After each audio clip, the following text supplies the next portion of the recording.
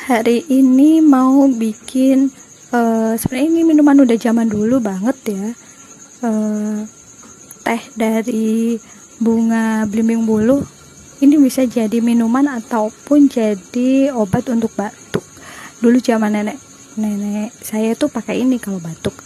Jadi teman-teman bisa siapin aja bunga belimbing buluh yang ada buahnya dikit, sama air.